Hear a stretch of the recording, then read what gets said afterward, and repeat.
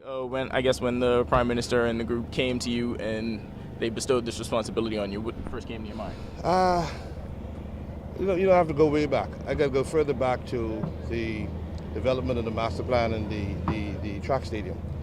I can say that at that particular time I was surprised and that I was being asked to do all of this work. This baseball stadium existed from then. A lot of the planning aspects existed from then. So this time around I wasn't surprised that I was asked to continue to work. What I am surprised at is that we have actually arrived at this point today. And what I'm additionally surprised at is that where we were being practical about expenditure, that he now just added to the expenditure and he says, this is what I want.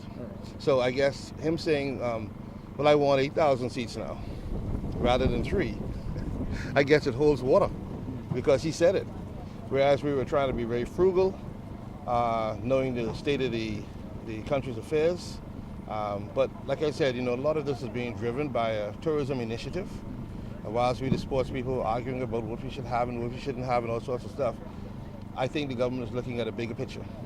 And the bigger picture means a bigger sacrifice, and that means spending the money to do it. Baseball deserves it. I think you agree with that, right? They've got the major leaguers. There's nothing more they have to prove. Build a proper stadium.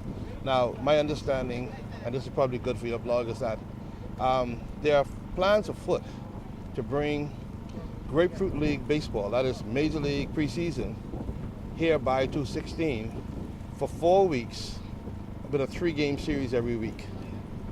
If that happens, that would be wonderful, Maybe I could actually see the Orioles playing on my turf here in Nassau. All right. I know it's still early in the development stages. Like you said, the Prime Minister, he's, I guess, shifted the goal line in terms of the things that he wants to see. That's a big shift, yeah. But what can the public expect in terms of the specs of the stadium, readiness, state-of-the-art design, that sort of thing? Well, what you saw there was a preliminary drawing that had to be backtracked for this event. We're quite advanced in terms of the development of the drawings. Dan Clayton Company is here. They do a grandstand package. Basically, what you saw in the outfield with the seating and the roof covering and all the other stuff to go up there. They do a package thing that is like Lego.